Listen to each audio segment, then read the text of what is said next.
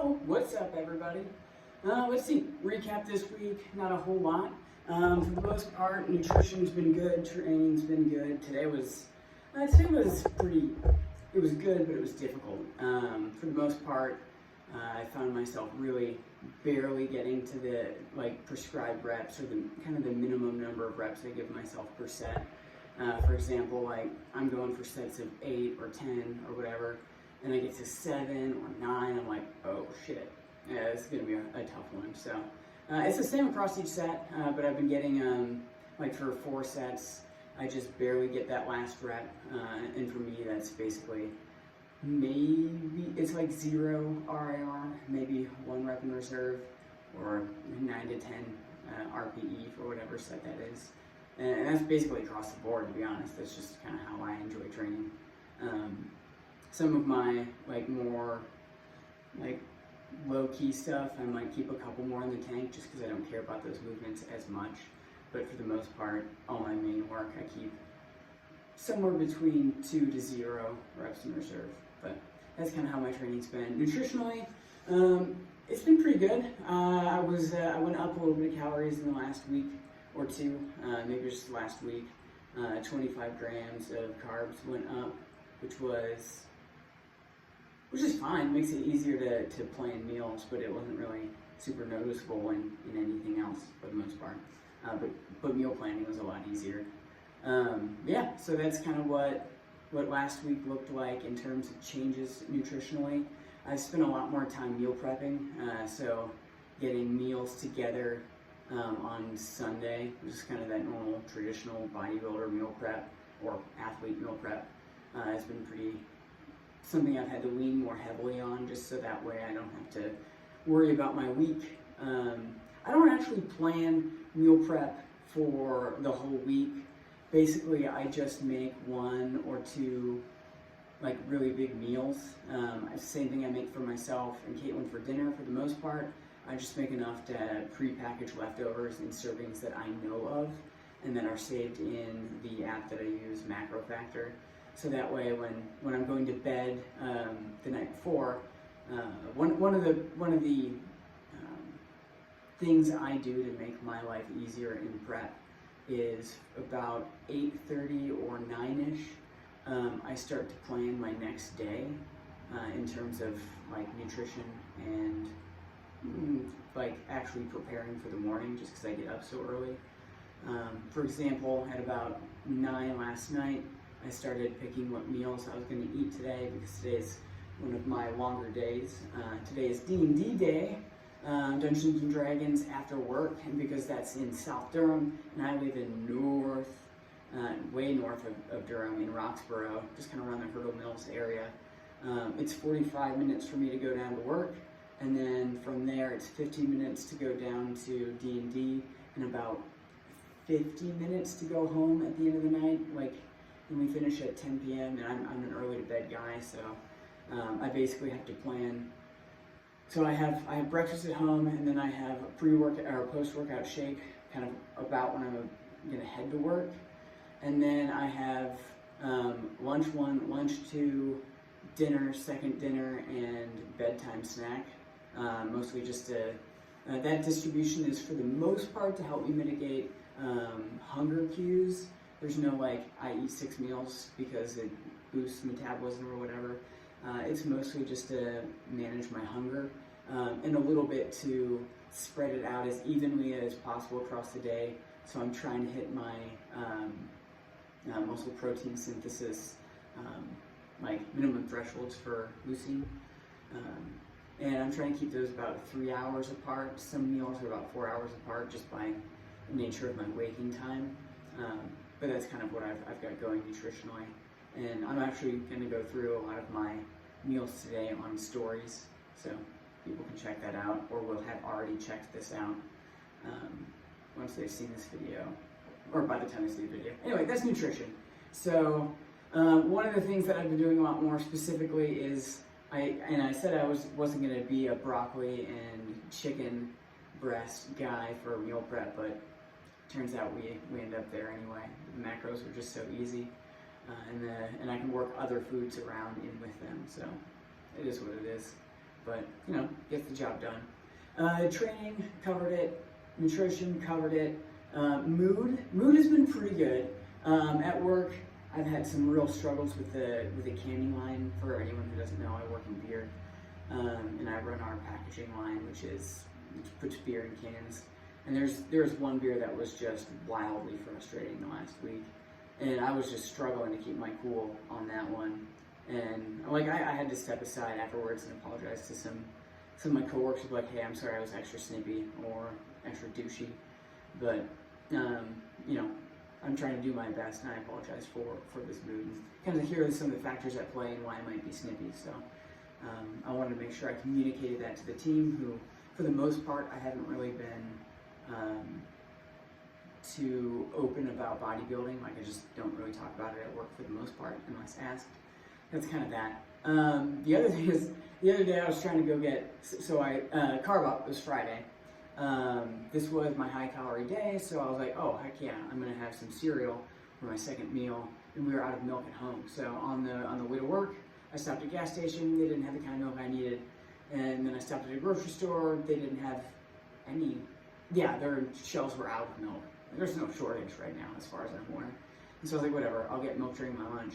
And then at my lunch, I went to a grocery store, a gas station, grocery store, and one other place. And it was like whole milk only, whole milk only, whole milk only. And then the last place, which was a legitimate grocery store food line, only had gallons, which is fine. I would have bought a gallon, but they were all expired the day before. So it's like, I was just like, at that point, I had spent 30 minutes of my working lunch, so the whole thing, to try to find milk. And I was just, anyway, I was actually pretty calm throughout the whole thing, but for the most part, I was really one of those times where I was just like, very consciously trying to keep my mind space in somewhere that was not elevating my stress levels. And that took a lot of conscious effort. But for the most part, things have been pretty good, other than kind of the things that I've mentioned. And I've been mostly managing to keep my hangriness or irritability in check. One of the hard things is really just communication with loved ones and friends. So that's what I've been trying to do, keeping that open. And then one of the other things that's been really great is I'm continuing my walks with Caitlin out in the Little River Park or something like that. It's somewhere along my commute. We kind of go there a couple times a week and just go for a walk in the woods, and it's really nice. Really enjoy that, and it's good together time as well. But yeah, that's kind of the full update. This muscle that I'm working on is still coming in nice.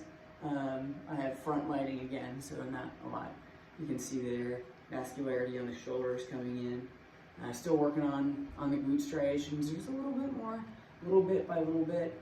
I weighed in at 138.00 this morning, which is all-time low. I weighed that previously on a low day earlier this last week, and I mentioned that, but trend-wise, it's a more consistent actual weigh-in at this point. So I think my trend weight is probably 140.3 or 140.2 in macro factor. Yeah, but we'll see. I'm still losing weight pretty fast. I'll probably keep slowing it down because I've only got a few weeks left. I don't know how many weeks out I am offhand, probably 6. Yeah, that's not something I track very well. Anyway, that was a long check-in, 9 minutes roughly. So, or I guess it's down there. I don't know where it is on YouTube. I don't use it super often. I guess general topics. I'm going to give myself 6 minutes for that at most. I don't have anything specific, so I'm going to talk about 2 things: upgrading my dumbbells, and the second thing, where I started and what my evolution as a lifter has been. So first things first, I upgraded my dumbbell, my Bowflex 1090s, which are the 10 to 90 pound dumbbells, adjustable. They came with the default handles, and I bought an upgrade from Average Joe Innovations to change it from that really terrible half smooth, like on the sides, and then weird grippy. It's like tiny little Lego bumps that isn't grippy at all. Anyway, and it's also bowed in the center, so it's like thick, and thin, so when you're holding it and you're moving, your hand will slide to one end or the other, which is frustrating. It's pretty typical with the dumbbell, but why should that be typical? Anyway, so I went to Average Joe Innovations. You can just Google it. It's pretty easy to find. He has aftermarket upgrades, independent of Bowflex, but so aftermarket, I guess that's what it's called. And I got the 30 millimeter stainless steel knurled grip kit. And oh boy, was that a game changer. I got to actually use it today. Oh, so good, so good. And it's a night and day difference. I didn't realize how much I didn't like the other handles until I got to use what is a very good handle. Adjusting it, his YouTube series is really easy to show you how to swap it out. One of the things I didn't realize is while I was adjusting it, I slightly shifted one of the gears, popped out one of my little ball bearings that are held by a spring in there. Got it. Didn't even I heard it tink, but it just didn't register internally that what it might have been. I thought it looked like a little bit of metal hit metal, not something fell out. I didn't lose the ball bearing, so spoiler alert for the rest of the story. I reassembled the thing, got it together, put it back on the stack, tried to adjust it, and one side wouldn't adjust, and I'm like, oh shit, I ruined it. Nah, I didn't think I ruined it, but I knew it was an issue I was going to have to resolve. So I took it back apart, tried to figure out what it was, just reset everything, put it back on, still didn't work. That time I took it apart more fully, just took apart the entire thing at that point, keeping certain things in the correct order. There's a disc stack that I knew I hadn't messed up, or at least I evaluated it to confirm. And anyway, I took apart the side that was working and saw where the ball bearings were, and I checked the other one. I was like, they're missing. So I was able to shake it loose, reset those, reattach it, connect it, perfect. So now it works like a dream, and you can see those on Instagram. I've used them today. So they're working. Anything other than that, my journey as a lifter. So I first started lifting right after graduating high school, right after my first year of college. First year of college, I didn't really do anything but play video games and skip class. So basically failed out, dropped out, went to community college back at home at the recommendation of my parents, which was a solid one. I'm glad they made that hard decision for me. But that brought me back to the opportunity to hang out with a friend of mine, Kenneth Frazier. So Kenny, he was basically a friend of mine I knew who was physically active and who was not overweight. He was at the time a very skinny dude, and I just was like, I don't want to be chubby anymore. I want to be skinny. What do you do, and what do you eat? And so basically, he told me whatever he does. And I was like, all right, well, do you want to lift with me? And so we started lifting together in my parents' basement, which was pretty decently equipped. There was a Smith machine that had a pulley system attached to it. There was a Roman chair. There was a set of dumbbells from 5 to 35, plates, 45, 35, 25, 10s and 5s and 2.5s. I don't know the weight total. I actually have some of those plates in here, actually. So that's a fond memory. Those 25s, those 10s, 2.5s there, and I sold the 35s because everyone knows how people feel about 35s. They don't like them. That's the answer. Anyway, so we started in there, and I lost a lot of weight. He gained a little bit of weight. I got in running shape as well because he was a runner. We ran a half marathon together, and that was a blast. That was the first, basically half a year. I did that for like a semester, and then the following year I went back to college at Emporia State University, where I spent most of my time just doing kind of big 3 or bodybuilding lifting, and then doing some, I also lifted at Planet Fitness for another semester with Kenny. And then I spent some time at 24 Hour Fitness, lifting with Kenny and a good friend of mine, Zoe, at the time. But yeah, we basically did that. So early on, training was a bro split. That was with Kenny. After that, I spent some time doing West Side for Skinny Bitches or Skinny Bastards. I don't remember the B part offhand. And I loved that training. I would do that again if I had a reason to. After that, I spent some time doing starting strength. I did some strong lifts 5x5, and in college it was mostly strength-based, big three. I want to power lift but don't power lift sort of training, and I spent quite a few years doing that. And then it wasn't until after I graduated college that I was back at 24-hour fitness with Kenny. That I'd been training in a commercial gym, and there was I was waiting on a squat rack. I'm gonna go over on time. Sorry. I was waiting on a squat rack, and there was a dude doing double overhand rack pulls with 585. It was probably an 18-inch deadlift rack pull, and I was like, whatever. I'm never gonna get into this fucking squat rack, so I'll just work in with this guy. He's like, hey, yeah. He stripped the weight. We just did rack pulls together.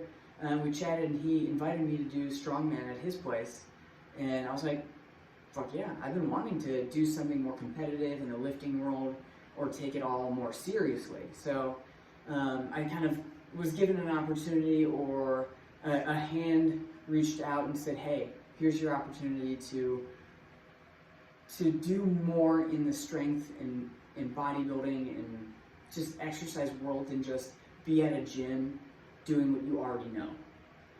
And that, I think that was one of the biggest changes that has ever happened to me in terms of exercise, apart from reaching out to Kenny in the first place. And this was big because, like, I went to his place. He had a log. We did some bear hug carries with a heavy keg, which to me was 185, I believe. The keg was empty. We had a good time, and he's like, all right, so it seems like you had a good time. Let's go over next time to my friend Johnny's. Johnny is a Scottish American.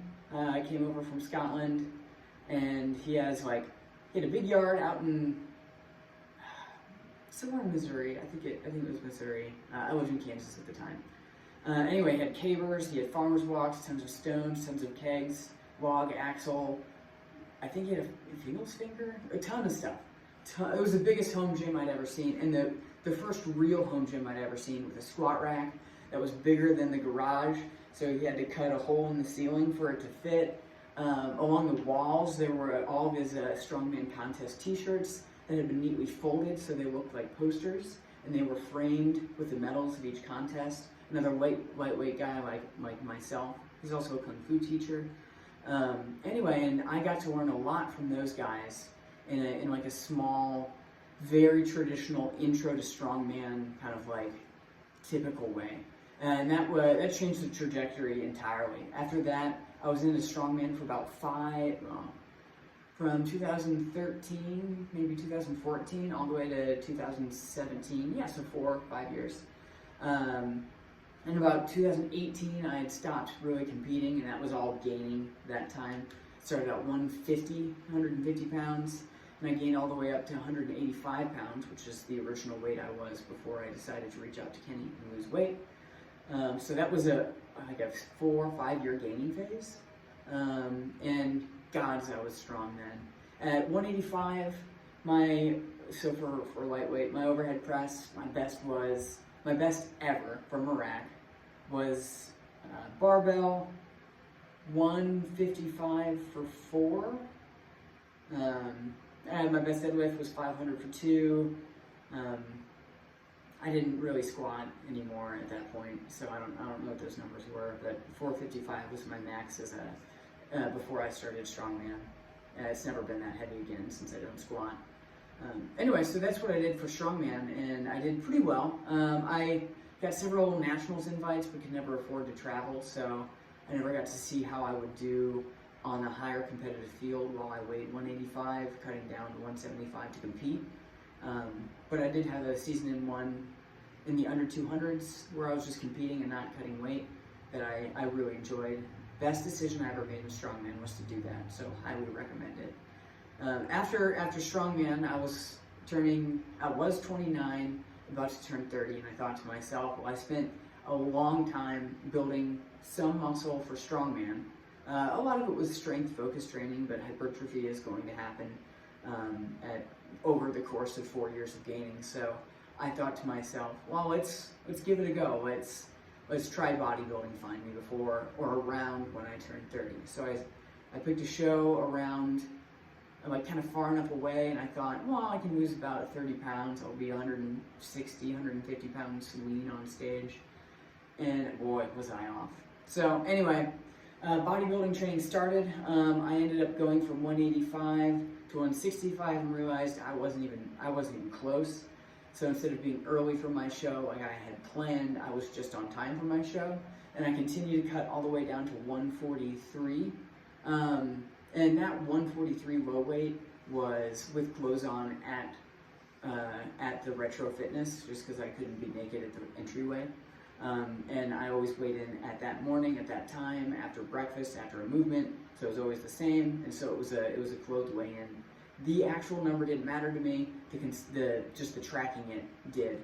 So yeah, it was 143 at my low, and I competed on stage, and I was reasonably lean for an amateur, and yeah, that's kind of how that went, and I thought, wow, this went pretty well. I did get my pro card. I got an AMBF pro card for winning that show. There wasn't a huge turnout, but the judges did vote collectively that my physique was good enough to move on as a pro, despite there not being the minimum number of pros for an automatic qualifier. But I did get that by committee instead, which has qualified me for the Mr. America on the 8th. So that's why I'm competing in that. I'm also competing in other things to get to see if I can earn my pro cards in other federations with a wider field, and I'm going to be a lot leaner this time. I'm also quite a bit leaner already with, I guess, 6 weeks to go. So I'm well on my way there. But yeah, that's a very rough intro to what my history as a lifter has been. I guess I didn't mention any of my specific achievements other than the bodybuilding one, mostly because it's specifically topical to what we're talking about here. But I've done quite well in strongman, despite being one of the smallest dudes in the federation, or in all the things. For nationals, I didn't have to cut. I just came in at 150. That was what I did, and I competed in the 150 class. There's only 2 of us. Winning nationals at 150, I don't consider an achievement for the most part, though I did annihilate the other guy at the time. They were favorable events for me. The things that I'm proud of from nationals is that I'm as far as I know, I am for a fact the only under 150 competitor who was able to get anything but zeros on the pressing events, and there were 2 of them. So there was a max log, and I got 2 out of 3 of my attempts. Ended up with, I think, 240 or 230, which is I'm happy with. For a 150 guy, that's pretty dumb. And then I also got at least 1 rep with the axle, which was a very heavy axle. For reps, maybe 250, maybe 235.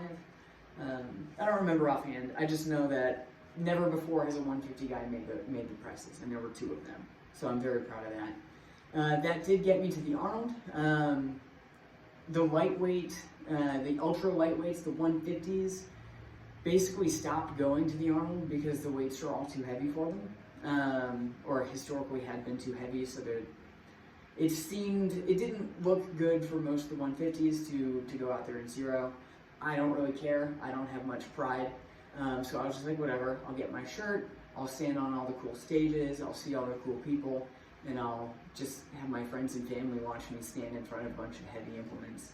And so that's basically how the Arnold went. I went and I competed. I gained another 150 achievement of being the only one to compete, to take that invite and not zero the pressing events. So I was able to get the first axle, or the first axle, which was 235 in a ladder. The next one, I was so fucking close. I almost got it. Other than that, I got the 260 sandbag. I was bummed that it got dropped down from 280 because I was good with a 280, probably better than some of the 175ers. Not better than the best, but better than some of them. because I was not going to be winning with the wheelbarrow that we loaded it onto. So it would have been nice to either have a split time or have a bit extra. So, yeah. Other than that, that's kind of how my achievements are for the Arnold and for strongman. Nothing too big, but it is what it is. Anyway, I'm going to sign out. Bye.